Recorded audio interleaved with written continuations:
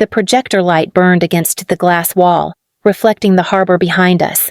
12 board members sat frozen, eyes fixed on the screen. I could hear only the hum of the ventilation system and the faint click of my heartbeat. My name is Marin Torres, 47, systems engineer, mother of one, veteran of too many corporate wars. 3 days ago, my boss shouted across the open floor, "Pack your things, your team's done by Friday." He thought that was the end of me. He was wrong. Now, standing under those white office lights, I pressed enter. The footage appeared instantly split screen, time-stamped, undeniable. On the left, our software build, clean and stable. On the right, 2:43 a.m., Jerry Walsh, the man in the expensive suit beside me, accessing our files under his credentials. The cursor moved line by line as he inserted malicious code into the project meant to fail today. The silence cracked. One of the directors leaned forward. "Is that him?" Jerry lunged toward the table. "This is a setup," he barked, voice cracking. I didn't respond. The next clip played automatically, his phone call recorded by the company's audit system, his voice calm, confident. "Approve Apex Solutions. They'll fix the bugs I created. 2 million split as usual." The color drained from his face as the words echoed against the walls. No one moved. Even the Boston Harbor outside seemed to hold its breath. CEO Hugo Price rose from his chair. His tone was measured but sharp. "Mr. Walsh, you'll remain seated until security arrives." Jerry turned toward me, desperation flashing in his eyes. "You planned this." I met his stare, steady and unblinking. "I planned to protect my team. The rest you planned yourself." The room went utterly still again.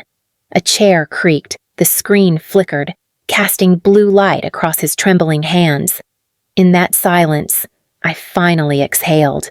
Every humiliation, every long night, every ounce of restraint had led to this exact moment. Justice didn't always come loud. Sometimes, it arrived in the quiet click of a single key. 3 days earlier, he'd ended our careers. Now, his own was already over. It was Friday morning when everything cracked. The coffee in my hand was still warm, my screen still open to a line of code I'd been fixing since dawn, when Jerry Walsh's voice cut through the open office like a gunshot. "Everyone, listen up!" he shouted from the mezzanine, where the light from the harbor windows framed him like a stage actor ready for applause. "As of this week, the Special Solutions Division will be dissolved, effective immediately. All members are to pack their things by Friday. HR will schedule exit interviews." The room froze. Conversations died mid-sentence. The sound of keyboards stopped one by one until there was nothing left but the hum of the servers. My fingers tightened around the coffee cup. A drop of it spilled onto my keyboard. Dark and silent. Layla, 2 desks away, looked up at me, eyes wide. Raj leaned back in his chair slowly, as if he hadn't heard correctly. Across the aisle, Andrew stood beside the printer, still holding a stack of client reports that suddenly meant nothing. Jerry's polished shoes echoed as he walked between our desks. "This company needs modernization," he said, smiling thinly. "And some of you, well, you belong to another era." I didn't move. I just met his gaze. Years of quiet loyalty, night shifts, impossible deadlines, all dismissed with one sentence. Behind him, through the glass wall, the reflection of our team shimmered like ghosts already fading from the company's history. When he finally turned and disappeared into his corner office, whispers erupted, questions, anger, fear. "Did he just fire all of us?" someone muttered. "Before the Meridian 2. 00 launch," another said. I stood, setting the coffee aside. "No one packs anything," I said quietly. My voice didn't need to rise, it carried on its own. They stared at me, waiting for what came next, but the truth was, I didn't know yet. Only that I wouldn't let him erase us like bad data in a spreadsheet. Titles could vanish. Projects could be cut. But what we'd built together that wouldn't disappear so easily, After Jerry's announcement, the office tried to pretend nothing had changed. The phones still rang, the screens still glowed, but beneath it all ran a quiet panic. I walked the floor that afternoon, each step echoing across the polished concrete like a reminder of what was at stake. Layla was on a client call, her voice steady, warm, the way it always was. I caught the phrase, "I understand your concern, but we'll make sure delivery stays on schedule." Her tone could calm storms. She looked up briefly, eyes tired but focused, and gave me a small nod before returning to her headset. At the finance table, Raj sat hunched over a spreadsheet, glasses slipping down his nose, tapping numbers like a heartbeat. His notepad was covered with annotations, cost-saving alternatives, budget shifts, plans to stretch every dollar. He'd done this for years, saving the company quietly, line by line. Across the aisle, Andrew had spread blueprints across his desk, pencils scratching over the edge of a schematic. A robotics engineer once stuck maintaining air conditioning units. He was finally building again. I saw the joy flicker through his concentration, even now. While his job balance hung by a thread, Kit leaned near the window, reviewing shipment routes, her fingers tracing patterns through the air as if she could feel every crate moving from factory to field. Donna was on the phone in 3 languages, switching mid-sentence with effortless grace. Yvette adjusted a testing monitor in the corner, her hands stained with graphite, quiet and meticulous. They were the ones who had held this company together when the walls began to crack. And now, watching them pretend it was just another Friday, something twisted in my chest, pride and guilt, tangled so tightly I couldn't separate them. I wanted to tell them it would be fine. That hard work was enough. But we'd all been here too long to believe that lie. When Jerry called us old school, he meant it as an insult. But walking among them, I realized old school wasn't weakness. It was endurance, the kind that doesn't disappear just because someone new decides you're replaceable. 2 years earlier, the company had been seconds from collapse. The numbers on the quarterly report bled red like an open wound, 45% revenue drop in 6 months. Clients had walked away. Competitors had circled like vultures, and the board whispered words no one dared to say out loud: bankruptcy protection. That was when Hugo Price called me into his office. The blinds were half closed, and the afternoon light cut sharp lines across the floor. He looked older than I'd ever seen him, suit wrinkled, voice thin from sleepless weeks. "Marin," he said, "if we're going to survive, we need something different. I'm giving you 6 months and whoever you choose." He slid a file across the desk, 8 names. People other managers had written off. A receptionist, a facilities engineer, an accountant with too many questions. I remember the first meeting in that empty storage room we called an office. The walls were bare concrete, the single window sealed shut. But when the door closed behind us, something shifted. We weren't a department. We were a patchwork of second chances. Layla set up folding chairs. Raj brought a whiteboard, and Andrew taped a hand-drawn sign to the wall Special Solutions Division. It was a joke at first, but the name stuck. We worked through nights that blurred into mornings, rewiring broken systems, rebuilding client trust, and delivering results faster than anyone thought possible. By the 4th month, the red ink turned black again. By the 6th, we were ahead of projections. When the crisis finally passed, Hugo came down to our converted storage room, carrying a single bottle of whiskey. "You saved this place," he said simply.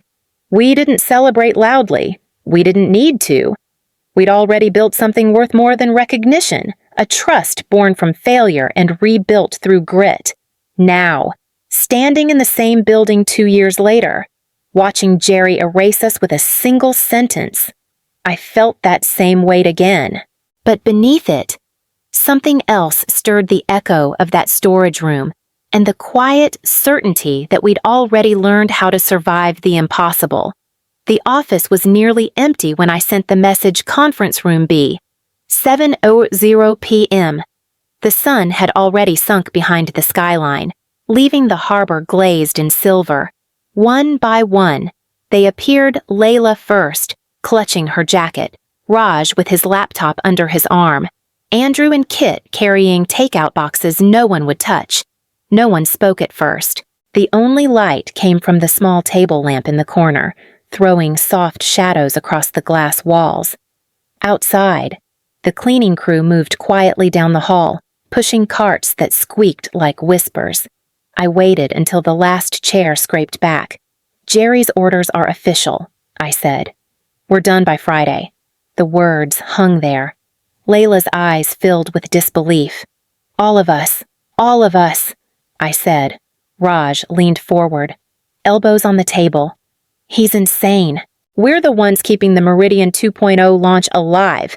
"That's not how he sees it," I replied. "He sees cost, not value." Silence again. Then Andrew exhaled slowly. "So what do we do?" "Wait for HR to hand us the boxes." I looked around the table, the same faces that had pulled the company back from the edge once before. "No," I said. "We don't resign. We adapt." Layla frowned. "Meaning, we make it look like we're complying. Pack the boxes, transfer files, follow protocol like good employees preparing for termination. Let him think he's already won. Kit caught on first, while we watch what he's really doing." "Exactly." I said, "We need proof before we make a move. We won't fight him in his arena. We'll make him walk into ours." For a long moment, no one spoke. Then Raj nodded. "Operation Blue Light," he said, half joking. A few smiles broke through the tension, small but real. Outside the glass wall, the lights of the city shimmered like 1,000 silent witnesses. Inside, our plan took shape not out of anger, but resolve. We would go dark, we would play along, and when the moment came, he'd never see it coming. By Monday morning, the performance had begun. The office buzzed with the same routine hum coffee machines hissing, printers spitting pages, but something invisible had shifted. My team moved with quiet precision, every gesture rehearsed, every expression controlled. Layla stacked folders into a cardboard box, labeling them neatly as if she were preparing to leave forever. Raj double-checked spreadsheets, archiving files to the shared drive like an obedient employee following protocol. Kit arranged logistics records, updating access sheets for the next manager. From the outside, it looked like surrender. Inside, every action was data collection, every file a breadcrumb leading back to truth. Jerry walked through twice that morning, hands behind his back, watching us like a king inspecting conquered land. "I appreciate your professionalism," he said, pausing at my desk. "It makes this transition easier for everyone." I looked up at him calmly. "We aim to make things easier," I said. He smiled, mistaking composure for defeat, then continued down the aisle.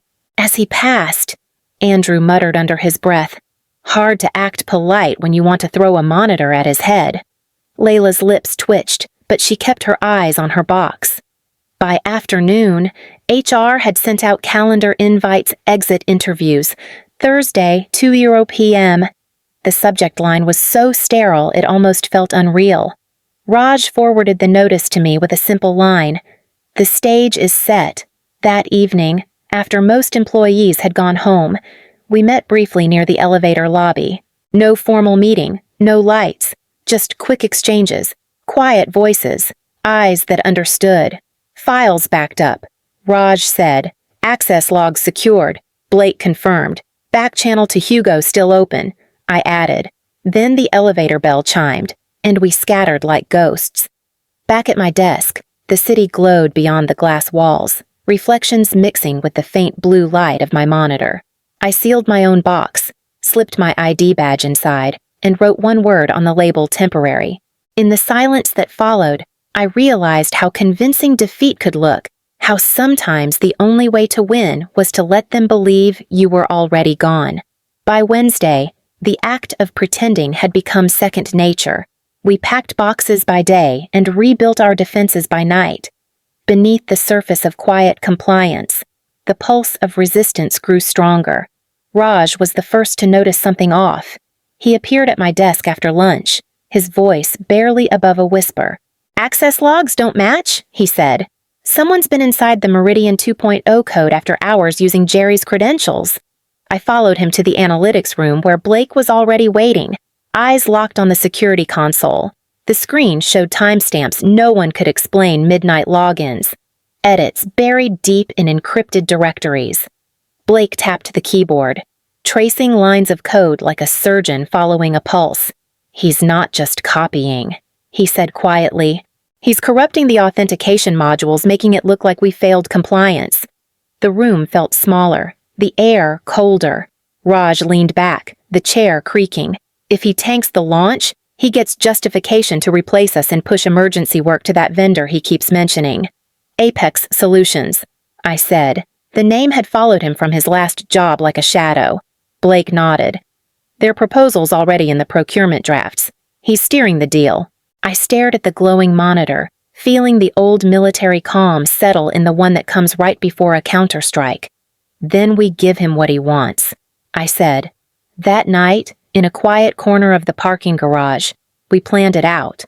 Raj called it Operation Blue Light. We'd create mirrored versions of the project files, one clean, one baited with visible vulnerabilities. We'd record every keystroke, every unauthorized access, every change to the decoy build. "He thinks we're gone," Blake said, smiling for the first time in days. "Good," I replied. "Then he won't see it coming." We worked in silence for hours, the hum of servers and the glow of laptops our only witnesses. When we finished, the system stood armed quiet, patient, and ready. By morning, Jerry would take the bait, and this time, every step he took would lead straight into the light. The city was still waking when I arrived. The glass towers along the harbor glowed faintly in the early light, and the conference floor smelled of polish and anticipation. I'd barely slept, but fatigue had sharpened into focus. Inside the boardroom, everything gleamed crystal water glasses, printed charts, polished smiles. Jerry stood at the front, rehearsing in front of the projector, his suit perfectly pressed, his voice smooth. He nodded when I entered, a polite acknowledgement between opponents who already knew the outcome. "Good morning, Marin," he said lightly. "I've included your division's elimination in today's highlights. The board appreciates efficiency." I took my place near the back wall, silent. My hands were steady, my expression unreadable. Around the table, 12 directors shuffled papers, waiting for the meeting to begin. At 9 sharp, Hugo Price entered. His calm presence filled the room in a way no presentation ever could. Jerry straightened, switching to his performance tone. "We've achieved measurable cost reductions," he began. 20% under last quarter's operational spend. Streamlining redundant departments has already improved profit margins. The removal of outdated teams like Special Solutions was a necessary step forward. He gestured to the chart behind him, neat bars of blue and gray. The board nodded approvingly. I kept my gaze low, waiting for the cue I knew would come. Then the side door opened. 8 familiar faces stepped in quietly. Layla, Raj, Andrew, Kit, Donna, Yvette, Blake, and Owen. They were supposed to be gone, their badges deactivated, their boxes sealed, but here they stood, calm and composed, as though they had never left. The reaction was immediate. Board members rose from their seats, surprise melting into warmth. Richard Blackwell, the chairman, crossed the room to shake Andrew's hand. "How's your son's robotics team doing?" he asked, smiling. Across the table, Patricia Mills greeted Layla like an old friend. "Your workshop last spring was incredible. We still use your client retention model." The color drained from Jerry's face. His chart meant nothing now. Numbers couldn't compete with the people who'd written them. And for the first time in months, I felt the balance of power shift quietly back into place. The boardroom felt colder when the lights dimmed. Jerry stood near the projector, his voice smooth as glass. "Unfortunately," he said, "our internal review has uncovered critical flaws in the Meridian 2.0 architecture flaws that put our defense clearance at risk. I recommend immediate intervention by Apex Solutions." He clicked through slides filled with charts, errors, and red warning bars. The directors murmured, concern rippling like static through the room. I waited near the back, hands folded, until Hugo Price turned toward me. "Marin," he said evenly. "Your assessment." I stepped forward and connected my laptop. The hum of the machine filled the silence. Before I respond, I said, "I'd like to run a demonstration on the screen." Meridian 2.0 came to life, interfaces smooth, no delays, no malfunctions. Every system check glowed green. The room quieted as the simulation completed flawlessly. Jerry's smile faltered. "That's impossible," he said. "The data was altered," I replied, pressing enter again. The split screen appeared left side, our system logs. Right side, time-stamped footage of Jerry accessing the files in the early hours of Thursday morning. His cursor moved through the same directories he'd claimed were corrupted, inserting false error code. The board leaned forward, faces lit by the cold glow of proof. Then came the audio. Jerry's voice, clear and calm over a recorded call. "Push the Apex contract. 2 million split, as usual." For a moment, no one breathed. Then Hugo's voice cut through the stillness. "Security, please escort Mr. Walsh from the premises." Jerry turned, pale and shaking. "This is manipulation. You can't." But the guards were already there, silent and professional. The door closed behind him with a soft click. I turned back to the screen, the flawless system still running, the clean code scrolling like a heartbeat finally steady again. Hugo nodded slowly, pride hidden beneath restraint. Around the table, the vote was quick, unanimous. The threat was gone, the work vindicated, for the first time in weeks. I allowed myself to breathe. Justice didn't need applause, it only needed truth, displayed in high definition. 3 weeks later, Boston had settled back into its winter rhythm. The harbor wind bit at my coat as I crossed the street to Murphy's Bar, the kind of place where the floorboards creaked and the jukebox still worked if you kicked it gently. Inside, the air smelled of old wood and sea salt. My team was already there, gathered around 2 pushed-together tables, laughter cutting through the low hum of conversation. The Meridian 2.0 launch had gone perfectly. Every system stable, every client secured. We'd been given a quiet commendation from the board and a week of paid leave, which most of us spent catching up on sleep. Still, tonight wasn't about celebration, it was about exhaling. Layla raised her glass first. "To second chances," she said. Raj added, "And to Marin, for proving spreadsheets can't measure loyalty." I smiled, shaking my head. "To all of you for making sure I never had to do this alone." We drank to that. Outside, the snow began to fall, turning the streetlights into halos. For the first time in months, I felt the tightness in my chest ease. In the corner, a small television replayed the evening news. Jerry's face flashed briefly on screen, former executive under federal investigation for procurement fraud. No one said a word, but a quiet sense of closure settled over the table like the warmth of the lights above us. Later, when the others left, I stayed behind with my notebook open and a pen in hand. Old habit. I wrote a single line on a fresh page. Efficiency without effectiveness is organized failure. It wasn't about revenge anymore. It was about remembering why we started, why people like us stayed long after the applause faded. I looked around the empty bar, at the ghost of laughter still hanging in the air, and closed the notebook gently. The world outside was cold, but it no longer felt harsh. Some storms didn't destroy you, they carved you into someone unshakable. And for me, that was enough.